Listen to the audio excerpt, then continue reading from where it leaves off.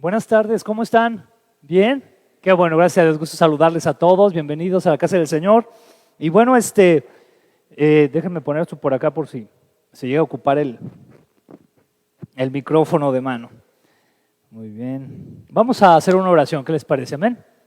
Señor, te damos gracias en esta tarde por la bendición que nos das, Señor, de estar aquí reunidos en tu nombre. Señor, te damos gracias porque podemos confiar en ti, Señor. Sabemos, Señor, que tú nos tienes con un propósito de pie y confiamos en ti. Estamos en tus manos. Nada ni nadie, Señor, nos va a arrebatar de tus manos poderosas, Señor. Porque tú eres soberano y eres todopoderoso, Señor. Te damos gracias, te pedimos que tú bendigas esta palabra, Señor, que se va a dar este día. Y te pedimos, Señor, que sea de bendición para todos los que estamos aquí y que podamos, Señor, llevarla a la práctica, Señor, en el nombre de Jesús. Amén. Amén. Gloria a Dios. Muy bien, bueno, antes de empezar la predicación, recordarles, hermanos, también que pueden también ofrendar a la cuenta que comúnmente tenemos. Hace un ratito se nos pasó, pero pueden hacerlo también ahí los hermanos que están en línea, a la cuenta que comúnmente cada domingo estamos mencionando. Y también recordarles de lo de Cristian, déjenles platico un poquito de esa situación, ¿verdad? Cristian, el pastor Cristian es un hermano joven realmente, tiene como unos 31, 32 años. Y la semana pasada, esta semana que pasó, perdió a su esposa, falleció, partió con el Señor, Sandy, después de como más de un año de una situación muy grave de salud, donde se fue empeorando poco a poco su situación. Y bueno, ahorita él se queda solo y bueno, sabemos que el Señor está con él, lo sabemos, amén. Pero se queda con 3 chiquitos, tiene un niño de 2 años, otro de 4 y uno de 7 años, están chiquitos ellos, ¿verdad? Y pues requiere de mucho apoyo porque también se quedó con una deuda muy fuerte en los hospitales donde él estuvo tratando a su esposa. Y bueno, estamos tratando varias iglesias de ayudarlo de alguna manera. De hecho, aquí la iglesia al mes le está otorgando una ofrenda a Cristian cada mes. No es mucho, pero estamos tratando de darle algo. Y entonces este domingo lo que hicimos fue pedir apoyo para todos aquellos que pudieran traer algo de despensa, lo pudieran traer. Aquí está una mesa, por ahí yo veo una bolsa con algunas cosas y que podamos queremos llevárselo el día de mañana a Cristian. Entonces, a los que están en línea, ¿verdad? También, y vamos a estar aquí todavía un rato más en la iglesia, obviamente. Si pueden venir en el transcurso de una hora y media, aquí vamos a estar, por si todavía pueden traer algo, pañales para, por ejemplo, un niño de 2 años, me parece que es etapa 5.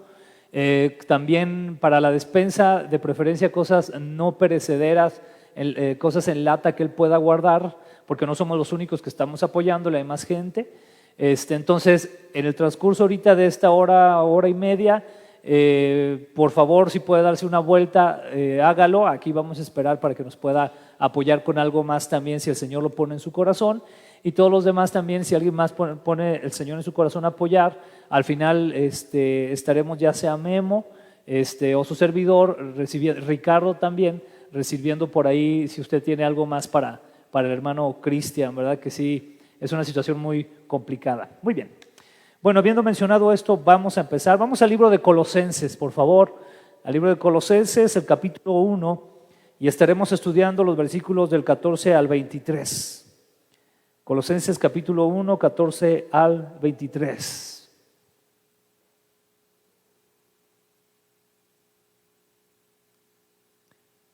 Muy bien. El tema de hoy lo vamos a titular La supremacía de Cristo, entendiendo quién es Él.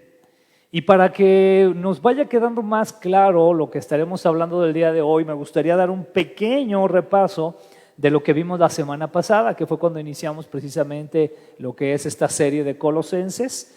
Y hablábamos acerca de que la iglesia de Colosenses era una iglesia que tenía 2 características muy en especial. La primera es que era una iglesia fiel a Dios, eran fieles al Señor. Y la segunda es que amaban a sus hermanos en Cristo. Había un gran amor entre ellos, tenían comunión, también convivían con otras iglesias a sus alrededores. Entonces, dos aspectos muy importantes que nos deben de quedar en claro para comprender el contexto, la idea, el objetivo del libro de Colosenses son que era una iglesia fiel y que era una iglesia que amaba a los hermanos en Cristo. Eso nos quedó muy claro. Sin embargo, también sabemos que era una iglesia que estaba siendo presionada por la cultura, aspectos sociales, culturales, que hacían que ellos se sintieran tentados a darle espalda al Evangelio, definitivamente, a darle espalda a Cristo Jesús. Y uno de esos aspectos o uno de esos peligros que había era el gnosticismo, que quedamos que el gnosticismo tiene que ver con la filosofía o la idea de que de nuestro propio interior va a venir una verdad o una iluminación como mágica que nos va a mostrar cuál es el camino o cuál es la verdad. Y la realidad es que el camino, la verdad y la vida es Cristo Jesús, ya lo sabemos, ¿verdad? Y solamente de Él viene toda verdad, todo conocimiento. Pero entonces la iglesia de los Colosenses están peligrando con este tipo de ideas, de que de ellos mismos podrían hacer la verdad, que de ellos mismos, de su interior, podrían hacer una luz que los guiaría a Dios o alguna otra experiencia mística. De allí es la preocupación de Pablo por los colosenses. Es que surge entonces este personaje, Epafras, ¿verdad? Que es quien se dice que inició esta iglesia en los colosenses, de los colosenses, y que lleva una carta directamente, va y visita a Pablo, que estaba en la cárcel, y Pablo, sin conocer la iglesia de los colosenses, porque él no le tocó iniciar esa iglesia, le da una serie de consejos o le lleva una carta, le escribe una carta para que se la lleve a la iglesia de los colosenses. ¿Y qué es lo que estamos estudiando el día de hoy con esta epístola? ¿Ok? Muy bien. Entonces, como introducción a estos versículos que vamos a estar leyendo del capítulo 1, del 14 al 23, después de sus saludos, Pablo les comienza a dar una introducción, eso lo vimos la semana pasada, desde el verso 9, de lo que necesitamos en Cristo para mencionar enseguida quién es Jesús, porque nos vamos a dar cuenta que va a empezar a hablar acerca de quién es Jesús. Después de haberles hablado de estas oraciones prioritarias, ¿recuerdan que hablamos de oraciones prioritarias? Cómo Pablo estaba mencionando por todo lo que oraba por la iglesia. Pero entonces aquí nos dice, para que nos quede más el contexto, se los voy a leer yo. Versículo 9 dice así, del capítulo 1 de Colosenses. Dice, así que desde que supimos de ustedes, no dejamos de tenerlos presentes en nuestras oraciones. Le pedimos a Dios que les dé pleno conocimiento de su voluntad y que les conceda sabiduría y comprensión espiritual. Versículo 10. Entonces la forma en que vivan siempre honrará y agradará al Señor y sus vidas producirán toda clase de buenos frutos. Mientras tanto, irán creciendo a medida que aprendan a conocer a Dios más y más. También pedimos que se fortalezcan con todo el glorioso poder de Dios para que tengan toda la constancia y la paciencia que necesitan. Mi deseo es que estén llenos de alegría. Versículo 12. Y den siempre gracias al Padre.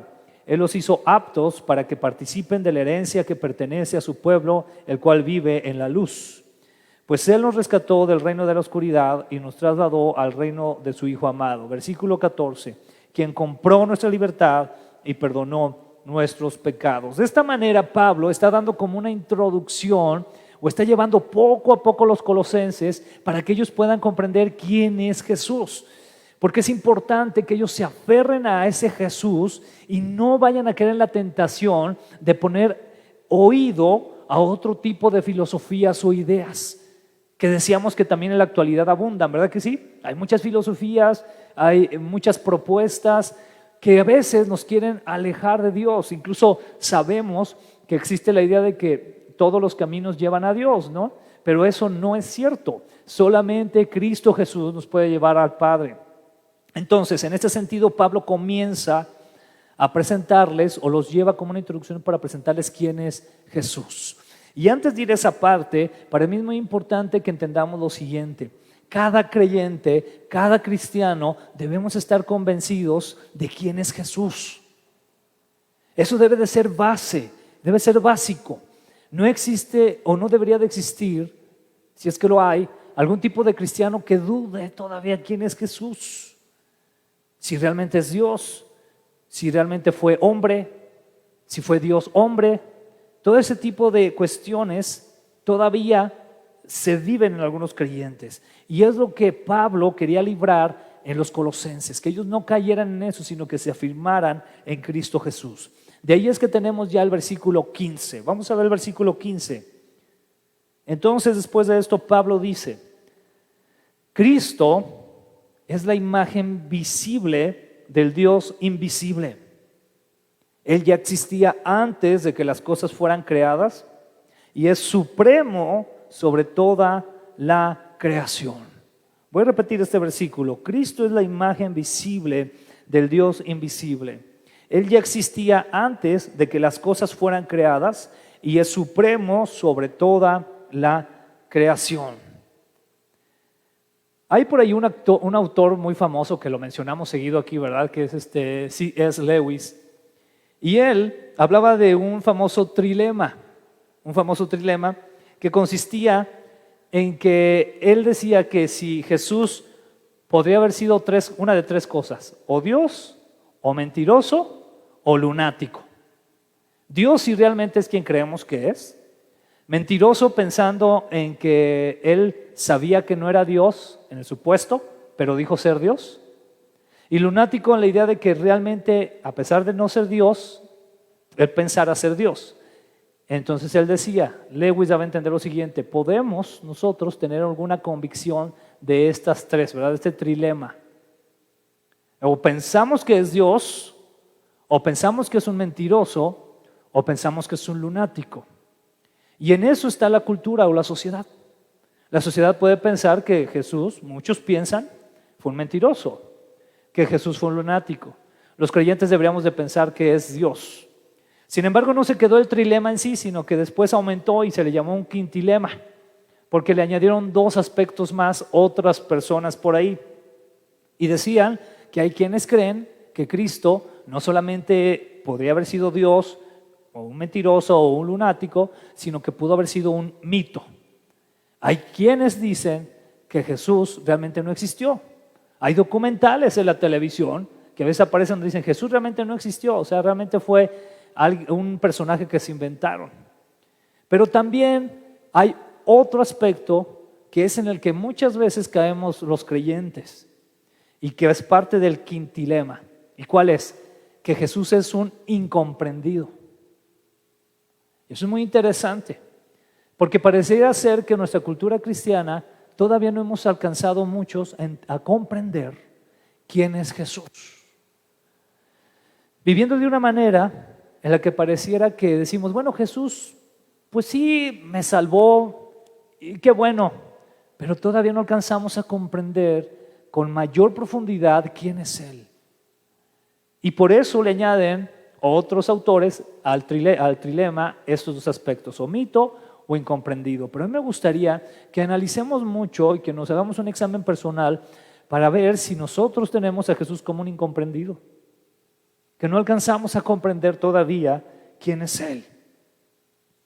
Pero entonces, en el versículo 15, Pablo dice que Cristo es la imagen visible del Dios invisible. Todo creyente debe estar convencido de quién es Jesús, de lo contrario peligra su fe. Y eso era lo que estaba pasando con los colosenses. No estaban totalmente convencidos, porque por un lado les decían, Cristo Jesús es el camino al Padre, Él es el Redentor, pero por otro lado les decían, oye, pero también hay una verdad en tu interior que ahí debe de salir y debe de aflorar y te va a traer luz a tu vida. Y a veces como creyentes en nuestra cultura vivimos de esa manera. Decimos, Jesús es el Señor, pero de repente escuchamos de filosofías budistas y decimos, no, pero también está padre esto, porque también me va a ayudar. Y eso lo que va a provocar es que tu fe peligre. Y no solamente como ese tipo de filosofía, sino como muchas otras que van surgiendo. Pero entonces Pablo lo primero que dice aquí es que Cristo es la imagen del Dios invisible, supremo de toda la creación. Hay muchos teólogos que han llegado a mencionar que a Dios realmente, pues nadie le ha visto, lo dice la Escritura, ¿verdad? Pero que la figura de Cristo fue cuando realmente pudimos tener lo que dice aquí la palabra, la imagen de Dios, una imagen de Dios en Cristo Jesús. Hay teólogos que han llegado a decir que, por ejemplo, muchos de los ángeles en el cielo, eso está tremendo, muchos de los ángeles en el cielo nunca habían estado tan directamente en la presencia de Dios hasta que en Belén nació Jesús. Por eso es que dicen que había tanto regocijo en ellos. Cuando dicen los ángeles, gloria a Dios en las alturas, porque por primera vez podían ver una sustancia como ellos, creada a Dios mismo, en un hombre. Qué interesante, ¿no? Y allí podemos ver eso que nos dice Pablo entonces, que Dios, que Jesús es la imagen del Dios invisible y supremo de toda la creación. ¿Qué quiere decir supremo de toda la creación? Que Él manda por encima de toda la creación. Él hizo la creación y Él es supremo de eso. Si nosotros queremos tener más claridad de este aspecto, podemos ir a Juan 1, de los versículos 1 al 3. Juan capítulo 1, versículos 1 al 3 nos dice: en el principio la palabra ya existía. Yo quiero que note, hermano, que notes lo siguiente. ¿Con qué está escrito palabra? ¿Con minúscula o mayúscula? Interesante, ¿verdad? Porque se refiere a una persona. La palabra como tal es Cristo Jesús. En el principio la palabra ya existía. La palabra estaba ¿con quién? Y aparte dice, ¿y la palabra era quién? Dios. Jesús estaba con Dios, pero Él era Dios. Esto es algo muy importante de comprender. Jesús es Dios mismo. Y aquí hay algo muy interesante, porque el versículo 2 nos dice también: el que es la palabra existía en el principio con Dios. Dios creó todas las cosas por medio de Él y nada fue creado sin Él. Dios creó todas las cosas por medio de Cristo Jesús. Él existía desde el principio con Dios. Dios creó todas las cosas por medio de Él y nada fue creado sin Él. Y aquí hay un aspecto que no se nos debe de pasar por alto, y es lo impresionante que encontramos en Génesis cuando nos habla acerca de la creación. ¿Qué nos dice de la creación? ¿Y Dios qué? Dijo. Dio palabra. Dios dijo. Hay una autoridad en la palabra. Y esto también enfatiza en la misma autoridad que es Cristo. La palabra es la autoridad. Él da la palabra. Lo que Él dice se hace.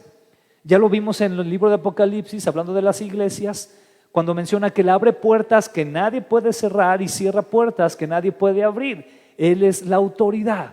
Él tiene esa palabra. ¿Sabe por qué? Porque es Dios. Es Dios mismo.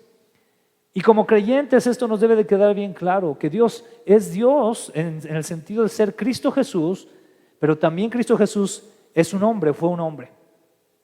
Eso debe de quedarnos bien claro como creyentes, porque también hay algunas corrientes que piensan que Jesús no fue hombre, no fue un ser humano, pero Jesús es hombre y es Dios. Eso nos debe de quedar muy claro, amén. Vamos a continuar entonces. Vemos cómo aquí Juan enfatiza también en ese sentido, ahí en el Evangelio obviamente de Juan, acerca de quién es el Señor. Entonces vamos a continuar, vamos a regresar a Colosenses capítulo 1, vamos a los versículos 16 y 17. Nos queda claro a todos que Jesucristo es Dios, amén, que Él creó todas las cosas y que Él es supremo sobre toda la creación, amén, muy bien. Y entonces comienza a explicar lo siguiente, dice así la Escritura. Denme un momentito, perdón. Muy bien. Dice, porque por medio de Él, ¿por medio de quién? De Cristo, Dios creó todo lo que existe en los lugares celestiales y en la tierra. Y aquí hace una división muy importante, hermanos, que tenemos que tener en cuenta. ¿En qué lugares dice que creó todo lo que existe? ¿En los lugares qué? Y en la tierra. ¿Dónde estamos nosotros? En la tierra, ¿verdad? Entonces obviamente Dios hizo también algo, el Señor Jesucristo hizo algo, creó algo también en los lugares celestiales. Y dice aquí, para aclararlo todavía más, hizo las cosas que podemos ver. ¿Qué puede ver usted? A los que tiene ahí al lado, ¿verdad? O sea, usted puede ver a las personas Usted puede ver los árboles, puede ver los lagos, puede ver los ríos, las montañas. ¿Alguien de aquí ha visto un ángel? Bueno, habrá quien podría decir, ¿verdad?, que ha visto algún ángel tal vez, pero en su mayoría creo que no, ¿verdad? ¿Alguien de aquí ha visto un demonio? ¿Un ángel caído? Debe ser muy duro eso. Pero ¿qué quiero decir con esto? Que Pablo aquí está diciendo que Jesucristo creó las cosas que usted y yo podemos ver y también, ¿qué más? Las cosas que ¿qué? Que no podemos ver. Y ahí habla o hace conexión con la relación que viene de los lugares celestiales acerca de lo que no podemos ver. Y eso es impresionante, porque incluso podemos hablar también de la creación. Hay cosas también en la misma creación física, material, que no podemos ver, ¿está de acuerdo? No podemos ver los planetas de algún lugar, las galaxias de algún lugar, no podemos verlas, están muy lejos. Pero también aparte de eso, que es material, no podemos ver también lo relacionado a lo espiritual. Y entonces lo enfatiza o lo ejemplifica de una manera más clara Pablo en los siguientes versículos. Dice, tales como ¿qué? Tales como tronos, reinos, gobernantes y autoridades del mundo invisible. Entonces hay autoridades en el mundo invisible. ¿Nos queda claro eso? Las hay.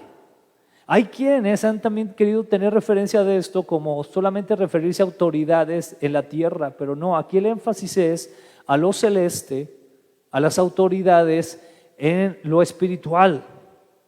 Dice, todo fue creado por medio de Él y para Él.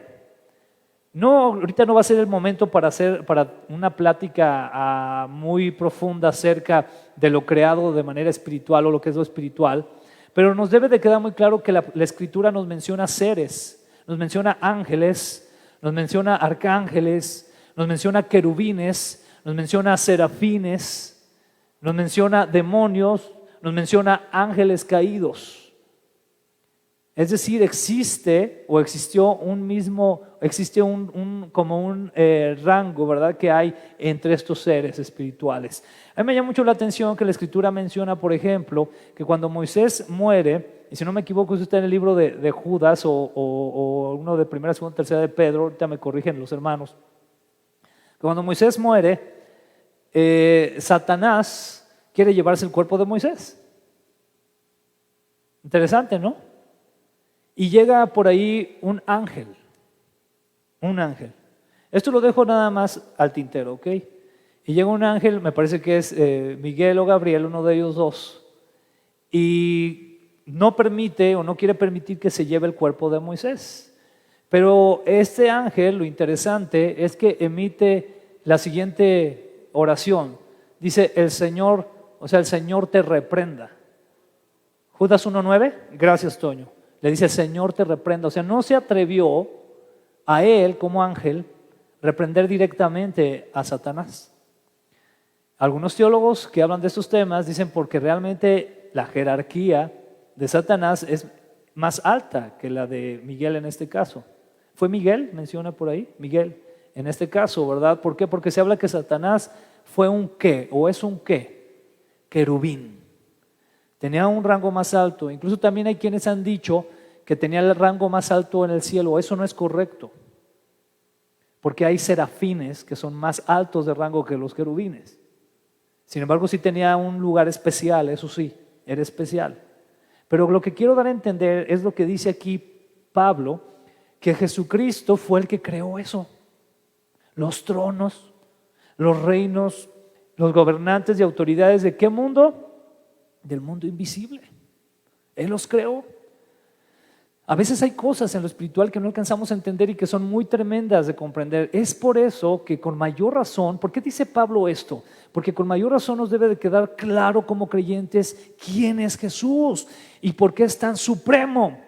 Que nos debe de quedar claro la supremacía que Él tiene, porque a pesar de que existan tronos, reinos, gobernantes, autoridades del mundo invisible, es decir, ángeles, seres angélicos, celestiales, que tienen un gran rango y que tienen gran poder, Jesucristo está por encima de todo eso. Jesucristo está por encima, es supremo de toda esa creación. El Antiguo Testamento nos habla de ángeles que llegaron a ayudar al pueblo de Israel y uno solo mataba a miles de personas. Entonces no nos alcanzamos a imaginar o entender ese poder. ¿Se fija por qué es lo importante de estar agarrados del Señor Jesucristo, entendiendo bien quién es Él? Porque Él es el supremo de la creación. No se trata de que usted y yo lo seamos, sino que vamos en el nombre ¿de quién? De Jesús. Por eso Él habla tanto del nombre de Jesús, porque cuando decimos vamos en el nombre de Jesús es como ir usando el nombre del Señor, usando la autoridad que Él tiene. Entonces dice aquí, todo fue creado por medio de Él y para Él. Y el versículo 17, Él, Jesús, ya existía antes de todas las cosas y mantiene unida toda la creación. Esto es impresionante y hasta tendría por ahí algún tipo de tinte científico. Me parece que en los 60 fue cuando se descubrió el átomo, ¿verdad? Si no, también me corrigen por ahí los que saben bien de ciencia. ¿Y qué se descubrió del átomo? Que aún el átomo era divisible. Y creo que todavía se ha encontrado todavía más divisibilidad en las partes del átomo. ¿Saben que los físicos dicen que lo que más hay en la materia es espacio? Es lo que más abunda, espacio. Es lo que más hay. Pero aquí lo impresionante es que Cristo se encarga de mantener todo, ¿qué dice? Toda la creación unida. Él tiene el poder de que nos mantengamos unidos, Él tiene el poder de dar la vida. Usted y yo estamos hechos de partículas, ¿es correcto? ¿Lo estoy diciendo mal? Como átomos y estamos hechos de pequeñas partículas, ¿no? ¿Y qué es lo que sucede? ¿Qué lo mantiene unido eso?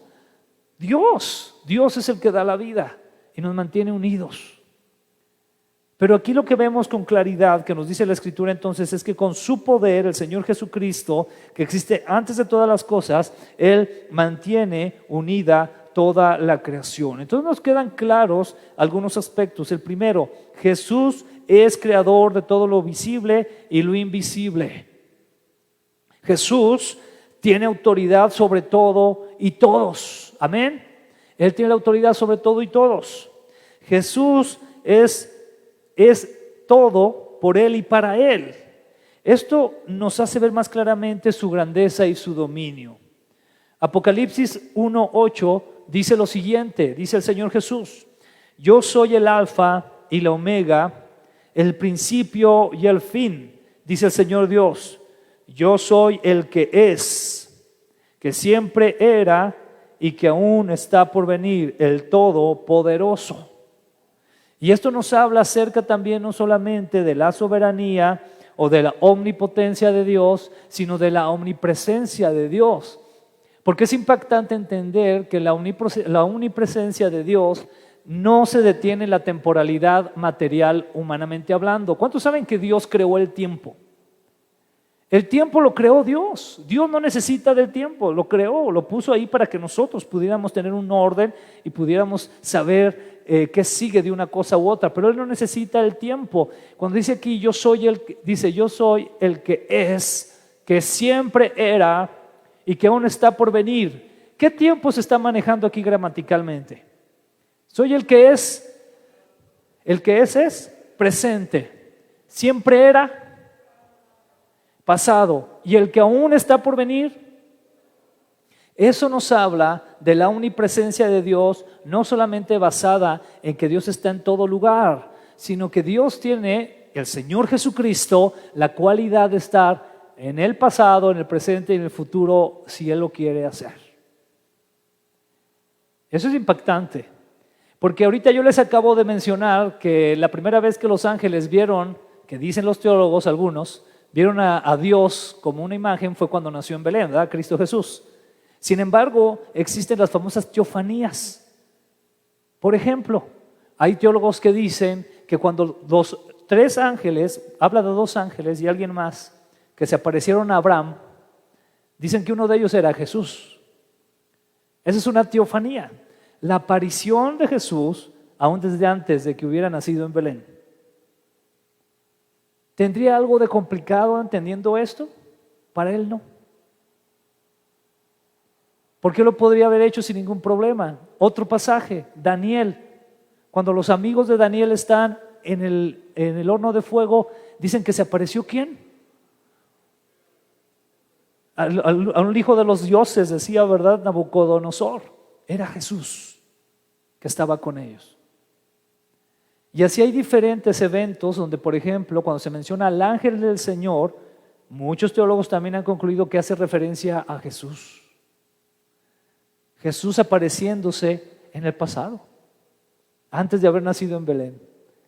Esto es lo que el Señor dice aquí él mismo en Apocalipsis 1:8. Yo soy el que es, que siempre era y que aún está por venir, el Todopoderoso. No se complique mucho en su mente, porque usted y yo somos finitos y dependemos del tiempo, amén. Pero Dios no. Dios lo creó. Dios creó el tiempo y Él lo maneja como Él quiere. Y es algo impresionante. Con esto nos debe de quedar todavía más clara la supremacía que tiene el Señor. Cómo nos deja entender que el Señor es soberano de todo. Y al ser soberano de todo, aquí vamos a pasar a otro aspecto, porque estamos viendo cómo el Señor es soberano de toda la creación, de lo invisible y de lo visible, es decir, de todo lo que existe. Pero entonces aquí Pablo da un salto o da un siguiente paso y nos empieza a hablar que también es soberano de la iglesia. Entonces estamos pasando de la creación, obviamente somos creación también, pero ahora se va más hacia el aspecto de la iglesia. Y es lo que encontramos en el versículo 18 de Colosenses 1. Colosenses 1, versículo 18. Dice así: aparte, ¿verdad?, de que el Señor es soberano, supremo de toda la creación, dice, Cristo también es la cabeza de la iglesia, la cual es su cuerpo. Él es el principio supremo de todos los que se levantan de los muertos. Así que Él es el primero en todo. Y aquí quiero enfocarme entonces esa parte, porque al inicio, hermanos, les decía que en el quintilema decía que muchas personas tienen a un Jesús incomprendido, que no lo han alcanzado a entender, y eso también tiene que ver con muchas personas dentro de la iglesia. Entonces Pablo utiliza aquí una imagen, una analogía muy interesante, donde hace mención de la cabeza y del cuerpo. ¿Cuántos de aquí trajeron su cabeza? ¿Qué pasaría si usted no tuviera cabeza?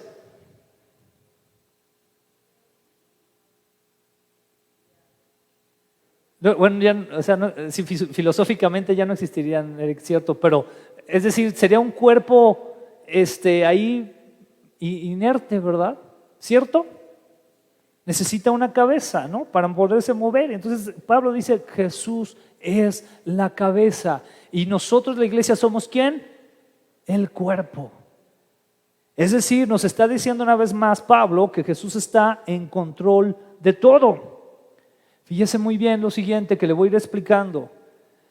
Todos los sentidos los tenemos realmente ¿en dónde? En la cabeza, realmente se dirigen desde ahí. Por ejemplo, sabemos que vemos, tenemos ojos, ¿sí? Píquele los ojos al de lado, ¿no es cierto? Tenemos ojos, ¿verdad? Escuchamos, ¿verdad? El sentido del oído, tenemos nuestros oídos, nuestros ojos, nuestros oídos. Olemos, tenemos nuestra nariz, olemos. Gustamos, ¿cómo gustamos? Con la lengua comemos, ¿verdad? Probamos. Sentimos también, y esto vamos a hacerlo vamos a equipararlo al cerebro, que nos permite, realmente es donde llega esas órdenes, ¿verdad?, del sistema nervioso y todo lo que sea, ¿verdad? Y podemos sentir y más o menos darnos idea de las cosas por medio del sentido. Es decir, si nos damos cuenta, ahí están nuestros 5 sentidos, ¿ok? Ahí están. Si hay partes en su cerebro que si usted se lastima de una parte de su cerebro, puede perder el sentido del sentir, pues, por ejemplo, y no sentir nada. Si una parte se lastima, una persona puede quedar invidente, ¿no? Puede quedar ciega. Si el cerebro se lastima en su cabeza, puede quedar sin poder oler. Cosas así. Qué interesante, ¿no? Eso es muy impactante. Y nosotros entonces somos el cuerpo. Yo quiero que se lo imagine de la manera más cercana, lo más probable que podamos, más práctico. Entonces, nos queda claro que el cuerpo sigue las órdenes de la cabeza, ¿verdad que sí? Su mano no va a hacer algo que su cerebro no le haya dicho que haga. ¿Sí? Sus ojos no van a ver algo que su cerebro no le haya dado la orden que vea. Todo esto viene de ahí, sigue una orden. El cuerpo sigue las órdenes de la cabeza. Por lo tanto, quiero que lo vea de esta manera. Vemos la voluntad, hablando de la vista, vemos la voluntad perfecta de Dios por medio de Cristo. Porque ¿quién es la cabeza? Cristo. Si usted como creyente quiere ver la voluntad perfecta de Dios, porque ya quedamos que Cristo es Dios, es lo que le está diciendo Pablo a los colosenses, si usted quiere ver la voluntad de Dios, entonces tiene que estar pegado a Cristo, a la cabeza. Si no, ¿sabe qué va a estar viendo? Su propia voluntad. Porque está pegado usted a su cabeza humana, a sus ideas, no a Cristo, que Él es la cabeza que como iglesia debemos de seguir. Entonces vemos la voluntad perfecta de Dios por Cristo. Sin Cristo estamos ciegos a la voluntad de Dios. Hablando de el escuchar, del oído, escuchamos la voz de Dios por Cristo. Sin Cristo no podemos escuchar a Dios. Si nos desconectamos de la cabeza, que es el que da la orden, entonces dejamos de escuchar a Dios y hacemos lo que nos parece a nosotros que es lo correcto, de acuerdo a nuestra cabecita. Pero Él, que es la cabeza de la iglesia, entonces nos ordena y lo escuchamos, y entonces podemos escuchar a Dios. ¿Cuántos de aquí quieren escuchar a Dios o queremos escuchar a Dios? Entonces vayamos a Cristo, Él es la cabeza. Él es el que nos dice la voluntad de Dios. Aquí lo puse de esta manera, espero que quede el ejemplo. Olemos lo que está bien y lo que está mal por Cristo. ¿Qué pasa cuando usted abre la leche? ¿Verdad? Fue al refrigerador de la tienda de la esquina, pero al señor de la tienda se le olvidó dejar conectados los refrigeradores. Entonces usted va y compra su leche y llega y ya se va a comer sus cornflakes, ¿verdad? Sus frutilupis y todo eso. Y entonces va a echar su primera así, ¿y qué huele? ¡Ay! Está agrio, huele feo. ¿Usted se come eso? Dice, ¡ay, qué bueno! Y se lo come. ¡Qué padre!, ¿no? O a veces cuando tenemos en el refrigerador, no sé, que teníamos por ahí unos jitomates que se escondieron en la esquinita de lo de las verduras y nunca los sacamos. Entonces usted abre el refrigerador y ¿qué huele eso? Que decimos, ay, no, voy a meter más la mano, está bien padre. Huele feo, ¿no? ¿Qué nos ayuda el Señor en ese sentido? Él siendo Él la cabeza, nos ayuda a discernir qué está bien y qué está mal. Iglesia, si nosotros no estamos conectados a la cabeza que es Cristo, lo que está diciendo Pablo aquí es, no vas a saber qué está mal. No vas a alcanzar a discernir, no vas a saber si lo que los gnósticos te están diciendo, colosenses, es correcto o está mal. Porque tienes que estar conectado a la cabeza, que es ¿quién? Cristo. Él es la cabeza. También podemos decir lo mismo del gusto, ¿no? Por medio de Cristo podemos entonces saber qué vamos a comer, qué vamos a permitir que entre a nuestro cuerpo y nos nutra, qué vamos a permitir que entre a la iglesia y nos nutra. Si no tenemos a Cristo, si no dejamos que Él sea la cabeza, vamos a dejar que cualquier cosa esté entrando y nos esté malnutriendo. Tenemos que tener a Cristo. Si no, ya sea por el olfato o el gusto, estaremos consumiendo lo que sea. Qué importante es saber quién es Jesús y entender que a ese Cristo nosotros estamos ligados y es la cabeza de la iglesia. Qué importante es eso, y es lo que Pablo les dice aquí a los colosenses. Pero tristemente hay creyentes, cristianos o simpatizantes que a pesar de haber escuchado de Cristo, prefieren vivir como un cuerpo decapitado. Ay, muchas gracias, Ricardo. Muchas gracias. Ya vi mi garraspera, ¿verdad? Perdón. Prefieren vivir como un cuerpo decapitado. ¿Usted se puede imaginar una iglesia así sin cabeza caminando? Se vería feo, ¿no? Como esas películas de los muertos vivientes y cosas así. Pues sí, algo así.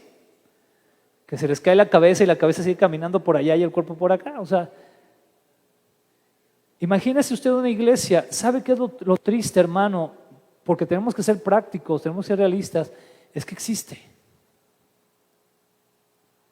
Existe muchas veces la iglesia o el creyente que prefiere vivir con su propia cabeza o sin cabeza, es decir, haciendo a un lado la cabeza que es Cristo. Y sé que suena absurdo, pero a veces en la absurdez es cuando también la Escritura nos habla, porque exagera las cosas, ¿no? Para que lo entendamos. ¿Qué nos da a entender? Necesitas la cabeza. O sea, entiende que la cabeza es Cristo. Tú eres el cuerpo, pero la cabeza es Cristo. Tú no mandas, manda Cristo. Tú no ordenas, ordena Cristo. Tú realmente debes de percibir el mundo por medio de los ojos de Cristo. La cosmovisión de Dios. Qué importante es comprender la cosmovisión de Dios en todas las áreas, hermano. En todas las áreas. Y es lo que aquí entonces Pablo trata de explicarles. Y entonces enseguida el versículo 19 nos dice algo muy interesante. Colosenses 1, 19. Vamos a leer 19 y 20. Dice así: pues a Dios en toda su plenitud le agradó vivir en Cristo. Qué padre, ¿no? O sea, Dios dijo: yo ahí me voy a personificar en Jesús para que pueda ser conocido. Y dice enseguida: pues a Dios en toda su plenitud le agradó vivir en Cristo, y por medio de Él Dios reconcilió consigo todas las cosas. Hizo la paz con todo lo que existía en el cielo y en la tierra por medio de la sangre de Cristo en la cruz.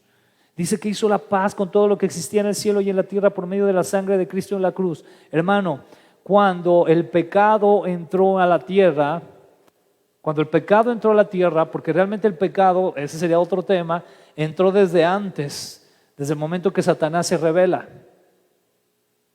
Sí, ahí eso es algo que nos debe quedar muy claro, pero es otro tema, ¿verdad? Dice que él era perfecto en todos sus caminos hasta que se halló en él, ¿qué? Maldad. Pero aquí hablando de la tierra, dice: hizo la paz en todo lo que existe en el cielo y en la tierra. Nos debe de quedar muy claro que en el caso específico de la tierra, cuando entra el pecado, se corrompe toda la creación. Y eso es impactante, de verdad, créamelo, hermano. Esto hay que decirlo con cuidado, pero por eso hay teólogos que dicen que en la actualidad es por eso que hay estrellas como el Sol que también nacen y también perecen. Que también hay galaxias que colapsan y que son arrastradas por hoyos negros. ¿Sabe que todo es consecuencia del pecado? Y yo sé que suena raro porque a veces choca con algunos conceptos, pero todo eso es por causa del pecado. ¿Y qué es lo que está haciendo el Señor? El Señor, por medio de Cristo Jesús, está trayendo orden a todas las cosas. Dice la Escritura, incluso en Apocalipsis, que Cristo mismo va a entregar todo al Padre cuando todo se haya completado. Eso es maravilloso. Pero entonces aquí nos dice que por medio de Cristo, Él hizo la paz, Dios hizo la paz con todo lo que existe en el cielo y en la tierra por medio de la sangre de Cristo en la cruz. Es decir, nos trae redención. Estamos en paz con Él. ¿Por medio de quién? De Jesús. Estamos en paz con Dios. Él ordenó todas las cosas que habían sido desordenadas por causa del pecado. Y ahí viene el versículo 21. Eso los incluye ¿a quién? A ustedes. Píquele la costilla al de al lado. Te incluye a ti también. ¿Qué es lo que pasó? Que antes, ¿qué es lo que pasaba con nosotros? Antes estábamos ¿qué? Lejos de Dios. Y vienen palabras más duras. Dice, eran sus enemigos, separados de Él por sus malos pensamientos y acciones. Cuando pensamos en enemigos, creo que esto debería de hacernos aquilatar más tan tremenda salvación y perdón. Un enemigo es una persona que quiere que te vaya mal, ¿sí o no? Un enemigo es una persona que te va a querer hacer daño, que te va a querer conquistar, te va a querer hacer mal. Eso es un enemigo, ¿estamos de acuerdo? Ahora usted piensa en su peor enemigo. ¿Ha tenido alguna vez un enemigo? Todos hemos tenido alguna vez algún enemigo. Piensa en lo que ha querido hacer en su contra, a lo mejor en el trabajo, a lo mejor en la escuela, a lo mejor allí en la colonia, ¿verdad? A lo mejor lo tiene más cerca de lo que no se cree. No, pero piense usted Piense usted en su peor enemigo. Yo le quiero decir lo siguiente, ¿por qué hago esto? Porque imagínese ser considerado enemigo de Dios. Eso es terrible. Eso es algo terrible. Entonces dice aquí Pablo, antes eran sus enemigos, estaban separados de Dios por sus malos pensamientos y acciones. Versículo 22 dice, pero ahora Él los reconcilió consigo mediante la muerte de Cristo en su cuerpo físico. Ahí voy a dejar un espacio. Les está diciendo a los colosenses que estaban siendo tentados por otras filosofías, otras ideas religiosas. Les dice que realmente Dios ha reconciliado sus vidas por medio de Cristo Jesús en su cuerpo, ¿qué? Físico. Eso lo aclara porque tenía una intencionalidad. Pablo les estaba queriendo decir Jesús, que nació en Belén, que fue un bebé, que creció, ¿verdad? Y que sufrió lo que sufrió, que fue tentado en todas maneras, pero fue santo, siguió al frente, sin pecado, sin mancha. Fue un hombre, es un hombre. Es Jesús. Entonces lo que les decía aquí Pablo a los colosenses era eso. Quítate la idea de que sea solamente una persona que habló bien de Dios. No. O que tuvo una iluminación. ¿Saben que hay quienes han llamado a Jesús un iluminado? Jesús no es un iluminado, Jesús es el Hijo de Dios, es Dios. Es la luz. Él es la luz. Y aquí es lo que Pablo les dice, que Él los reconcilió consigo mediante la muerte de Cristo en su cuerpo físico. Y dice, como resultado, los ha trasladado a su propia presencia. Y ahora ustedes son santos, libres de culpa y pueden presentarse delante de Él sin ninguna falta. ¿Por medio de quién? De Cristo. Sigue dejando la supremacía de Cristo. ¿Por medio de quién es Él? De todo lo que ha hecho, todo el poder que tiene, de su sacrificio en la cruz, de que decidió venir y hacerse hombre y traernos testimonio de la verdad. Es por eso que ahora nosotros nos podemos presentar delante del Señor con libertad. Lo podemos hacer. Y eso tiene que ver mucho con fe, tiene que ver mucho con creer, con tener bien este aspecto. Vemos una reconciliación poderosa por parte de Dios, basada en ¿qué? Repita después de mí, basada en la fe. Y esto que voy a decir va a sonar muy redundante, pero cuando hablamos de la fe, hermano, estamos hablando de creerle al Señor, creerle a Jesús. En creer quién es Él, en creer en toda su plenitud, no solamente algunas partes que usted crea más conveniente o que crea más lógicas, sino creer todo completamente quién es Él. Los colosenses eran una iglesia de fe, ¿estamos de acuerdo? Era una iglesia de fe, es lo que nos dice los versículos anteriores, en el capítulo 1. Cuando actuamos con tal fe, eso entonces nos va a traer resultados, y les está diciendo los resultados a los que ya Cristo les llevó a los colosenses. ¿Cuáles son esos resultados? Muy claros. ¿Cuál es el primero? Ser trasladados a su propia presencia. ¿No cree usted que este es un gran privilegio? Ser trasladado a la presencia del Señor. Es decir, estar en esa comunión. Cuando habla de la presencia de Dios en ese sentido, habla de una comunión, una intimidad con Dios, no solamente, porque la presencia de Dios está en todos lados, lo sabemos, pero habla de una comunión con Él. De eso nos habla. ¿Qué más trae como resultado? El ser ¿qué? Santos, es decir, estamos apartados para Dios. ¿Cuántos de aquí alguna vez han llegado a una tienda y han visto algo que les gusta mucho, pero está muy caro, pero dice ahí que lo puede apartar? Y llega usted y dice, bueno, pues sí, me gustó ese vestido, ¿no? O me gustó esa televisión, ¿no? Esa computadora. Y le dicen, no, pues deje el 5% y apártelo, ¿verdad? Y usted va y lo deja ahí, ¿verdad? Y lo aparta. Ya lo considera como suyo, ¿no? Casi. O sea, lo está apartando para usted. El Señor, cuando nos santifica, nos aparta para Él. Nos pone aparte. Va a sonar feo, ¿verdad? Pero nos pone aparte del montón. Nos aparta, nos santifica. ¿No se podría usted sentir dichoso en ese sentido de que yo sé que suena feo que lo diga de esta manera, pero que entre un montón de millones de personas Dios haya dicho, te voy a apartar a ti y te tengo aquí en lo que, en lo que es mío. Eso es interesante, esa santificación. Y luego dice también que nos ha hecho ¿qué? Libres de culpa. Y que por esto, de ser trasladados a su propia presencia, de ser santos, de ser libres de culpa, podemos presentarnos delante de Él sin ninguna falta. Por lo que Él ha hecho, atención, por lo que Él ha hecho. Pero aquí la pregunta, hermano, y aunque suene también de primaria, es, ¿tú le crees a Jesús quién es Él y lo que ha Él hecho por ti?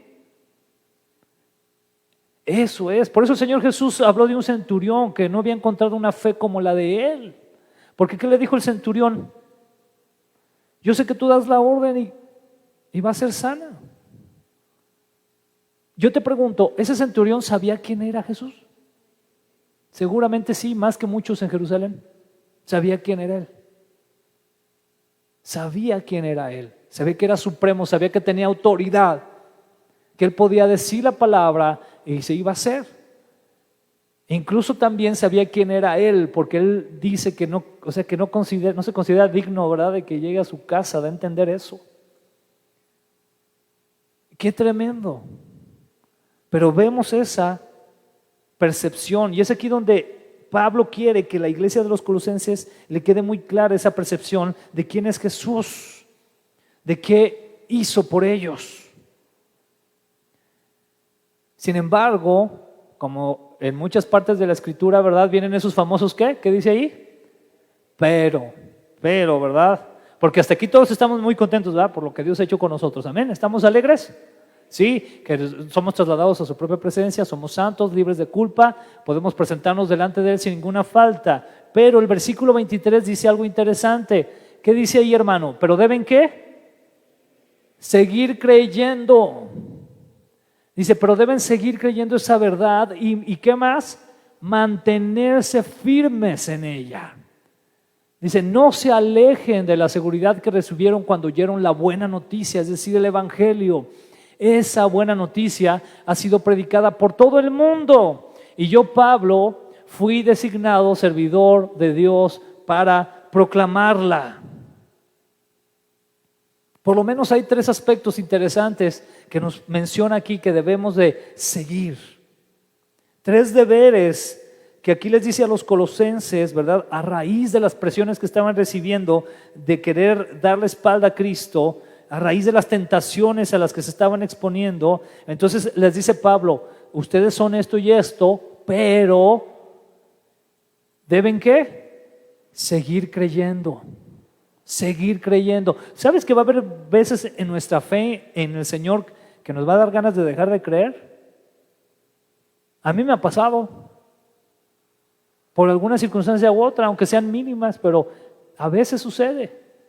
Y a veces llega un pensamiento, bueno, ¿qué estoy creyendo?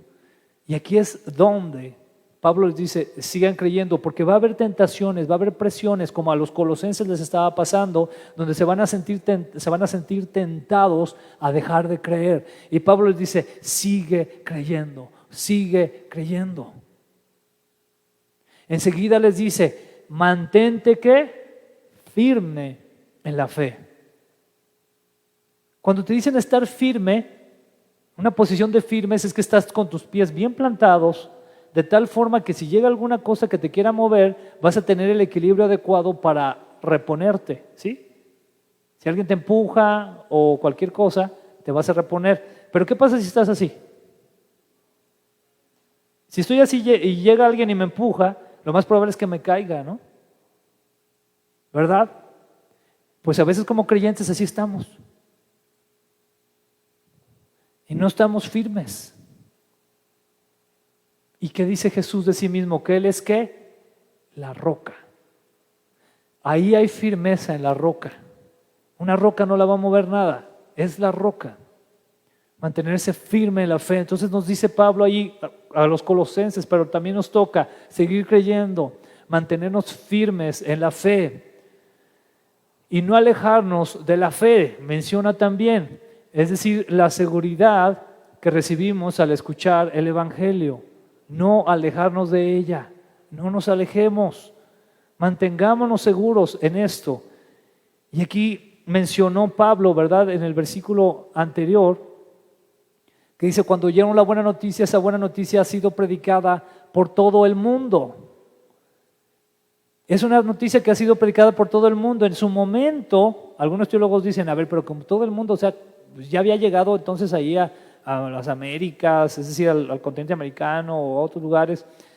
Ahí la palabra que utiliza Pablo en el original se refiere al mundo conocido, que en ese tiempo era el mundo que ellos conocían, todo lo conquistado por el Imperio Romano. ¿Ok? A eso se refiere. Y ya había llegado. Para ese momento, la noticia ya se había esparcido tremendamente. Había llegado incluso a costas de Inglaterra. Imagínense usted eso. O sea, era una noticia que había llegado ya a muchos lugares de Europa, a todo lo que tenía influencia al Imperio Romano. Y es lo que aquí dice ya Pablo. Nos especifica entonces estas tres cosas: seguir creyendo, mantenernos firmes en la fe y no alejarnos de la fe, que es la seguridad que recibimos al escuchar el Evangelio. Muy importante va a ser para nosotros como creyentes que demos un paso y que estemos seguros y dejemos, si es que lo somos, de ser creyentes que tenemos un Jesús incomprendido, porque no hemos alcanzado a entender quién es Él. Yo creo que cuando la iglesia, todos, alcancemos a comprender un poco más fuerte y de una manera más profunda quién es Jesús, haremos cosas para Él que nos van a sorprender, de verdad. Viviremos vidas para agradar al Señor de una manera como pocas personas, porque vamos a comprender quién es Él, comprender a Cristo, quién es Jesús. Debemos de ser firmes en nuestra convicción en Cristo Jesús, que es nuestro Señor y nuestro Salvador. Cuando decimos mucho esta oración, ¿verdad?, que oramos en el nombre del Señor Jesús, nuestro Señor y Salvador, de verdad, decirlo con seguridad: Él es mi Señor, Él es la cabeza, Él es el que me da la orden, el que me manda, el que me dice qué hacer y qué no debo de hacer. Y es mi Salvador, me ha redimido, me ha librado del pecado. Quisiera que ahí en su lugar, si usted quiere cerrar sus ojos, si quiere mantenerlos abiertos, pero quiero compartirle una canción relacionada a este tema de quién es Jesús. Y yo le pido que usted la escuche con una actitud de reverencia, pero también con una actitud de reflexión, para que comprendamos quién es el Señor.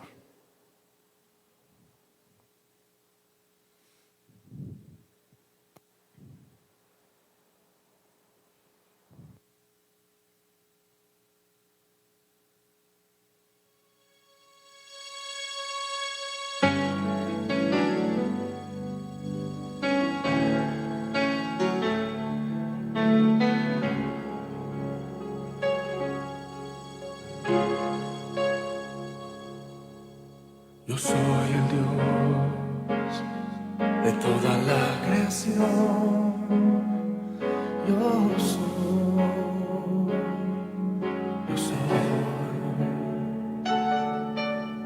soy un Dios que todo puede hacer. Yo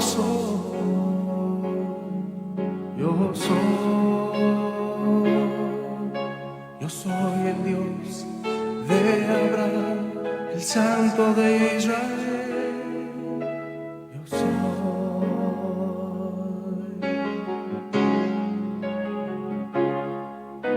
Yo soy el Dios incomparable. Yo soy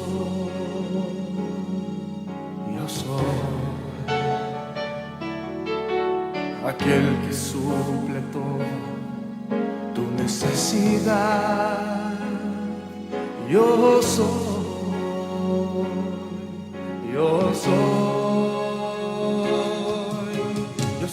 el Dios de Abraham, el Santo de Israel. Yo soy el Señor tu Dios. Yo soy el Mesías. Nada me puede detener.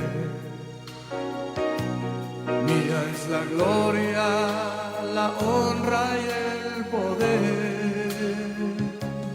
Yo soy el alfa, yo soy la omega, principio y fin, por siempre yo seré. Los tiempos cambian, mas nunca cambiaré. Yo soy el que soy.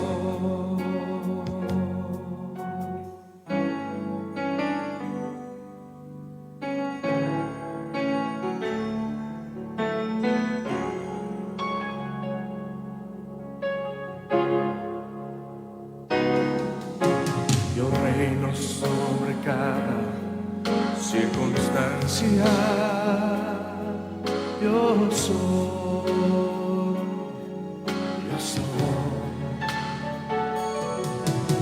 En mí está el poder y toda autoridad.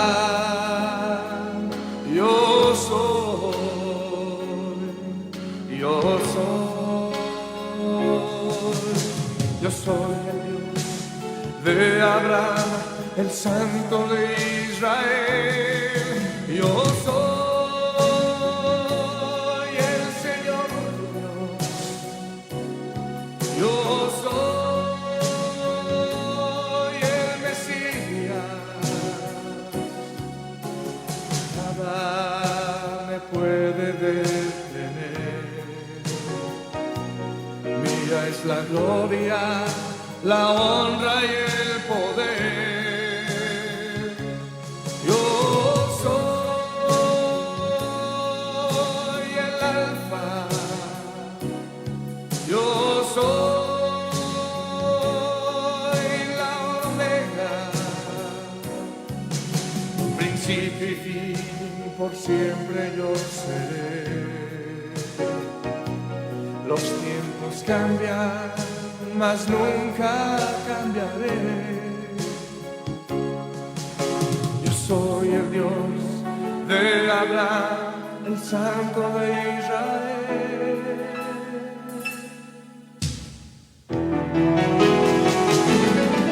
Yo soy el Señor tu Dios. Yo soy el Mesías. Nada me puede detener. Mía es la gloria, la honra y el poder. Yo soy el alfa y yo soy la omega.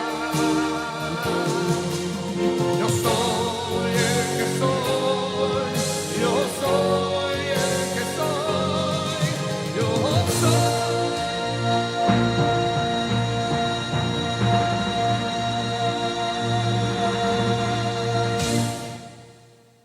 Amén, amén. ¿Cuántos lo creen así? Póngase de pie, vamos a orar al Señor. Señor Jesús, gracias, Señor, porque eres nuestro Dios. Dele gracias al Señor con sus propias palabras, hermano. Señor, gracias porque tú nos amaste, Señor, desde antes de la fundación del mundo. Tú eres nuestro Dios, Señor Jesús, que viniste al mundo y naciste como un pequeño bebé. Creciste, Señor, en estatura, Señor, en gracia para con Dios y los hombres. Y después, Señor, empezaste tu ministerio y diste, Señor, hiciste milagros, prodigios. Nos diste testimonio de la verdad y predicaste el arrepentimiento, Señor, el reino de los cielos. Gracias, Señor, porque moriste por nosotros. Y no lo merecíamos, Señor. Y tuviste la peor de las muertes, Señor. Padeciste tanto por nosotros, Señor. Gracias, Señor Jesús, porque resucitaste al tercer día. Y con eso, Señor, venciste al diablo y a la muerte, Señor, y nos diste la victoria. Y ahora, Señor, hemos sido apartados para ti, Señor. Nos has hecho reyes y sacerdotes, Señor. ¿Cómo no vamos a agradecerte, Señor? Si nos libraste del infierno, de la muerte eterna, nos hiciste tus hijos. Cuando éramos tus enemigos, Señor, cuando estábamos muertos en vida, cuando estábamos ciegos, Señor, y no veíamos. Ayúdanos, por favor, Señor, como iglesia, a comprender quién eres tú, Señor. A entender que tú eres el supremo de toda la creación, Señor Jesús. Y que un día toda rodilla, Señor, de los que están en el cielo, en la tierra y debajo de la tierra, confesarán que Jesucristo es el Señor, para gloria de Dios Padre. Nosotros hoy, Señor, confesamos que Jesucristo es el Señor. Jesucristo es nuestro Señor, nuestro Salvador. Señor, ayúdanos a no caer, Señor, en la tentación de poner los ojos en otras filosofías, otras enseñanzas, que lo que hacen, lo que buscan es apartar nuestros ojos de ti. Porque dice tu palabra que si hemos resucitado, pongamos los ojos en Cristo, el autor y consumador de nuestra fe. Tú eres, Señor, el autor y consumador de nuestra fe, y queremos fijar nuestros ojos en ti. En lo individual, ayúdanos a cada uno, Señor, estar convencidos de quién eres tú, Jesús. De tal forma que te entreguemos todo sin reservas, Señor. Que no nos duele entregarte nada, Señor. Ayúdanos a entregarte todo, Señor, porque tú eres digno, Señor. Tú eres el Rey de Reyes, eres el Señor del universo. Ayúdanos, por favor, Señor, como iglesia. Ayúdanos, Señor, a siempre sujetarnos a ti, que eres la cabeza. Ayúdanos a ver como tú ves, a oler como tú quieres que podamos oler, a escuchar lo que tú quieres que escuchemos, a degustar lo que tú quieras, Señor, a sentir lo que tú quieras que sintamos, Señor, porque tú eres la cabeza. Ayúdanos a cada uno, Señor, a comprender esto. Ayúdanos a honrarte, Señor. Ayúdanos, Señor, danos más fe, más amor para ti y para los unos por los otros, Señor. Gracias, Señor Jesús. Tú eres el alfa y el omega. Eres el principio y el fin. Tú eres el gran yo soy. Gracias, Señor, en el nombre de Jesús. Amén. Gracias.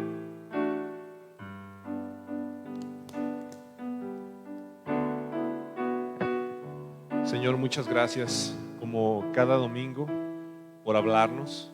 Y gracias porque no solamente nos hablas cada domingo, Señor, sino que tú nos hablas cada día. Porque tenemos a nuestra disposición tu palabra y tú cada día quieres hablarnos. Tú quieres tener una conversación con nosotros. Más que el simple hecho de que solamente te sirvamos, quieres tener una relación con nosotros.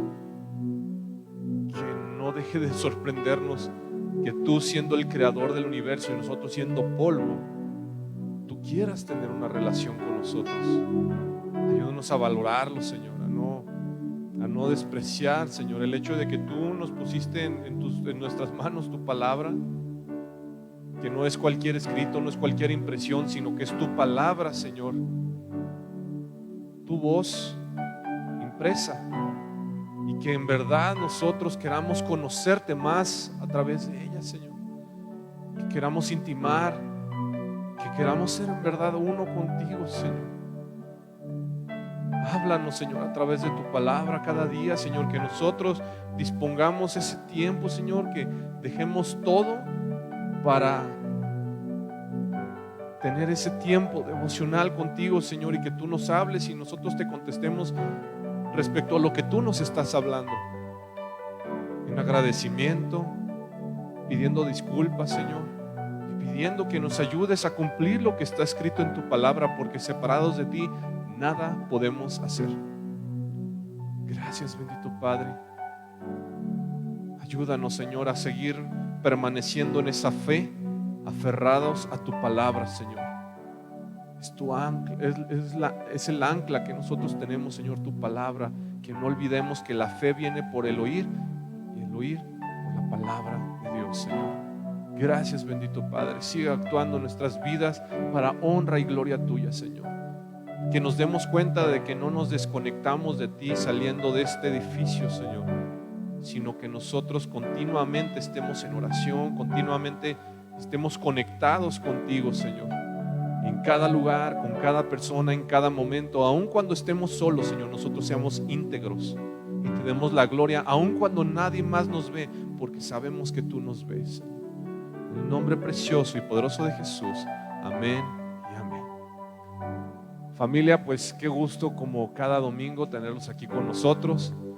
Los bendecimos, los amamos, oramos por ustedes, que Dios los use de gran manera. Nos estamos viendo, Dios mediante, el siguiente domingo. Muchas gracias.